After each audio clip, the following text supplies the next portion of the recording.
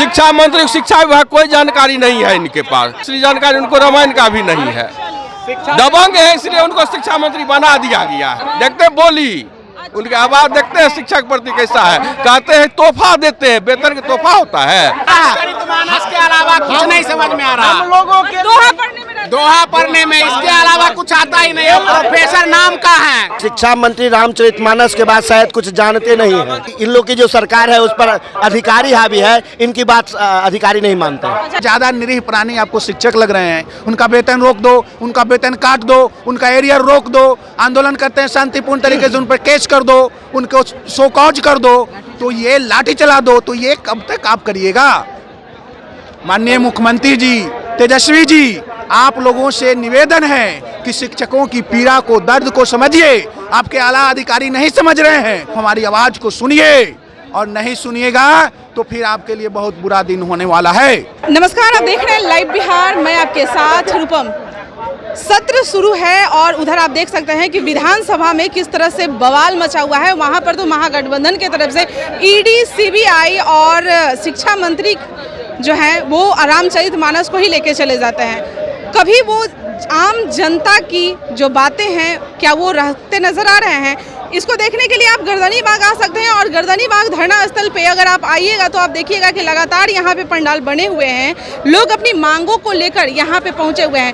रामचरितमानस पे हमेशा टिप्पणी देते नजर आ रहे हैं शिक्षा मंत्री, लेकिन क्या वो अपने शिक्षकों के लिए टिप्पणी कुछ दे रहे हैं कि कितने शिक्षक की बहाली हो रही है, कहाँ शिक्षकों को क्या दिक्कत है, क्या समस्याएं हैं? चलिए उसकी जानकारी हम आपको देखते हैं। दरअसल मैं गर्दनी बाग धरना स्थल पे मौजूद हूँ और यहाँ पर जो माहौल मैं आपको दिखाना चाहूंगी, पूरा गर्दनी बाग धरना स्थल भर चुका है और लगातार नारे ये लगाते नजर आ रहे हैं। हर जगह से लोग यहाँ पे पहुंचे हुए हैं। दरअसल मैं आपको बताना चाहूंगी कि ये कौन लोग हैं। इन लोगों का कहना है कि जब सरकार को शिक्षक की जरूरत थी तो उस समय अनट्रेन जो शिक्षक है उन्हें भी बहाल कर लिया। उसके बाद फिर सरकार ने सोचा कि भाई इन्हें क्यों ना हम लोग डिग्री दे दें, और NIOS की तरफ से इन्हें डिग्री भी दिलवाने की कोशिश हुई और था कि तो मार्च 19 तक इन लोगों की डिग्री आ जानी चाहिए थी, लेकिन आया मई में और लोचा यहीं पर फंसा। और उसके बाद फिर इन लोगों को बाहर का रास्ता दिखाया जा रहा है। यानी कि इन लोगों का कहना है कि जब सरकार को ज़रूरत थी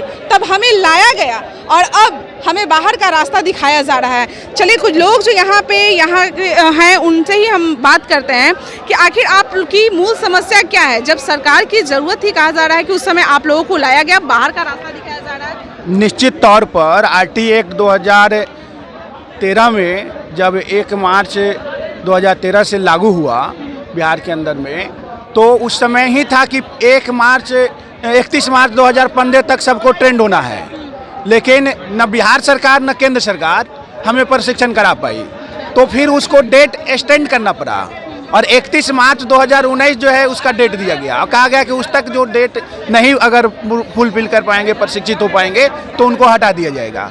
लेकिन उनको प्रशिक्षण कराने के लिए व्यवस्था किया गया NIOS के जरिए, खुद ही सरकार व्यवस्था कराई और उसके लिए डिजाइन किया गया। सारा कोर्स BEd का जो है 2 साल का होता है प्रशिक्षण का, उनके लिए 18 महीने का ही कोर्स रखा गया। बिहार सरकार का शिक्षा विभाग नोडल एजेंसी बना और उसके 5 जो है निदेशक स्तर के पदाधिकारी उसकी जिम्मेवारी दी गई कि समय पर इनका कोर्स पूरा हो, समय पर परीक्षा हो, समय पर रिजल्ट आए, और सारी प्रक्रिया इन लोगों के निर्देशन में हुआ। हम लोगों ने परीक्षा दी, पास कर गए, सब कुछ ठीक से चल रहा था। अचानक से इनको सूझा कि एक जो है परीक्षा फल जो इनका प्रकाशन हुआ है, जो मुद्रण तिथि है, वो परीक्षा फल नहीं मुद्रण तिथि को इन लोगों ने परीक्षा फल प्रकाशन की तिथि मान बैठे और इसको लेकर के उन्होंने कहा कि अब इनका एरियर नहीं देंगे, इनका वेतन में कटौती करेंगे, जिस दिन में प्रशिक्षित हुए हैं उसी दिन से इनकी नई नियुक्ति मानेंगे। तो इस तरीके से इस तानाशाही पर उतारू होकर के सरकार शिक्षकों पर कार्रवाई करने के लिए उतारू हो गई। हम तो ये जानना चाहते हैं कि आप अगर हमें प्रशिक्षित नहीं मानते हैं तो जिसको जिम्मेवारी दिया गया था 5 निर्देशक को, 5 IAS को, उन पर आपने क्या कार्रवाई किया, इसका भी तो बताइए, इसका भी खुलासा करिए। लेकिन आपके पास कोई जवाब नहीं है। आपसे सबसे ज़्यादा निरीह प्राणी आपको शिक्षक लग रहे हैं। उनका वेतन रोक दो, उनका वेतन काट दो, उनका एरियर रोक दो, आंदोलन करते हैं शांतिपूर्ण तरीके से उन पर केस कर दो, उनको शोकॉज कर दो, तो ये लाठी चला दो, तो ये कब तक आप करिएगा?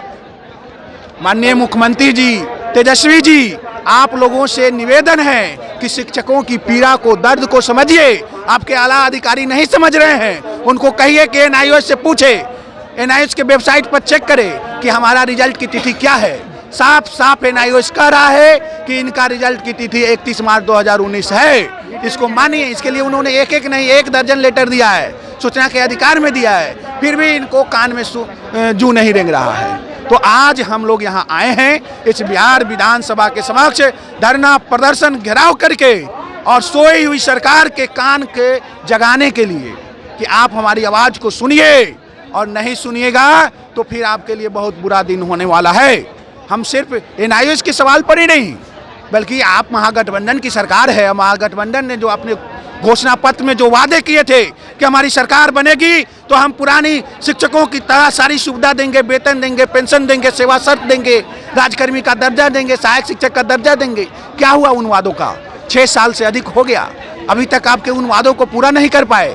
क्या चाहते हैं आप?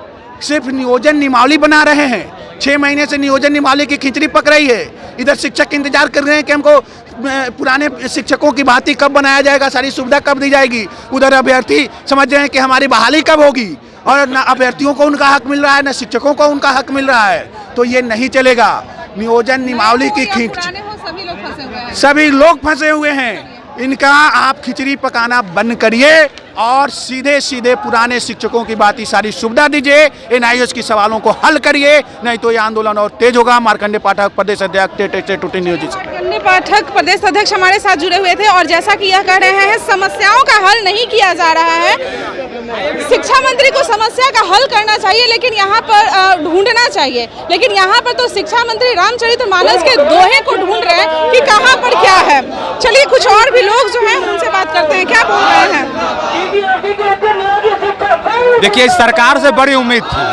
जब सरकार बदली, गठबंधन की सरकार बनी, तो बड़ी उम्मीद थी कि हम लोगों ने पिछले इलेक्शन के समय में इनको बहुत ज़्यादा मदद किया था, और उसमें एक अरमान थे कि जितने भी नियोजित शिक्षक हैं, जितने भी टीटी एसटीटी उतने नियोजित शिक्षक हैं, उनको उनका अपना अधिकार मिलेगा, पूर्ण वेतनमान और अधिकार नहीं मिल रहा है। बिल्कुल। लेकिन अब तो शिक्षा मंत्री के बारे में आप लोग क्या कहना चाहेंगे? शिक्षा मंत्री तो बिल्कुल उल्टा बोल दिए कि जहां हमको पूर्ण वेतनमान देना चाहिए, राजकर्मी का दर्जा देना चाहिए, तो ये एनआईओएस का मामला ऊपर से उठा के। शिक्षा मंत्री आप लोगों की बातें मतलब समस्याओं सुन रहे हैं या सिर्फ रामचरितमानस में ही रह रहे हैं? बात करते हैं, सिर्फ रामचरितमानस पे बात करते हैं। ये सबका समस्या नहीं, हम लोग की समस्याओं को नहीं। दोहा ढूंढने में लगे हुए। शिक्षा मंत्री रामचरितमानस के बाद शायद कुछ जानते नहीं हैं। हमने 2 बार शिक्षा मंत्री से मिला है और उन्होंने कहा है कि हम अधिकारी को कहेंगे, लेकिन ऐसा लग रहा है कि इन लोग की जो सरकार है उस पर अधिकारी हावी है, इनकी बात अधिकारी नहीं मानते। अच्छा, क्या बोल रहे हैं? मैडम, कहना यह है कि सरकार खुद कंफ्यूज है, उसके अफसर जो है वो कंफ्यूज है।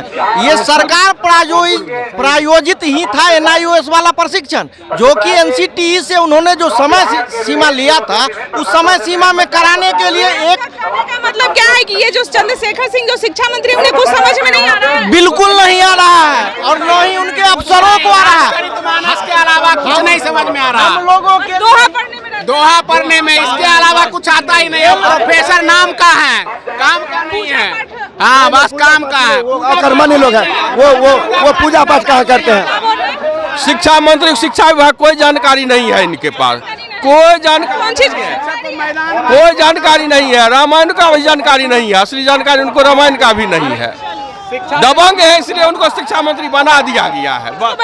दबंग है, देखते बोली उनकी आवाज देखते हैं शिक्षक प्रति कैसा है। कहते हैं तोहफा देते हैं, वेतन का तोहफा होता है। शिक्षक दिवस पर बोले तोहफा दे रहे हैं, वेतन दे रहे हैं, एरियर दे रहे हैं, तो कहते हैं तोहफा दे रहे हैं। अब वेतन देने से पहले 20 रोज पहले पता चल जाता है, विदेश में भी लोग को पता चल जाता है। कब तक यहाँ पे बैठने वाले हैं? जब तक हमारा मांग पूरा नहीं हो जाता है, कल तक हम लोग लोकतांत्रिक रूप से। धन्यवाद। तो आपने सुना कि इन लोगों का कहना है चाहे पुराने शिक्षक हो या अभ्यर्थी हो, किसी की भी समस्याओं को सुना नहीं जा रहा है। और शिक्षा मंत्री को तो कुछ आता ही नहीं है, क्योंकि बस वो रामचरितमानस के दोहे में ही फंसे हैं। मूल समस्या क्या है? वो एक शिक्षा मंत्री हैं, शिक्षकों के बारे में थोड़ा सोचे। मूल समस्या का तो उन्हें पता ही नहीं है। इन्हें तेजस्वी यादव के सरकार से पूरा विश्वास था कि भाई अब सरकार चेंज हुआ है, महागठबंधन की सरकार हुई है, शिक्षा मंत्री आरजेडी के तरफ से हैं, तो शायद कुछ समझा जाएगा। लेकिन वही बात है, ढाक के 3 पात ही रह गए हैं। चलिए अभी के लिए इतना ही। बने रहे आप लाइव बिहार के साथ। धन्यवाद। लाइव बिहार YouTube पर सब्सक्राइब और Facebook पर लाइक जरूर करें।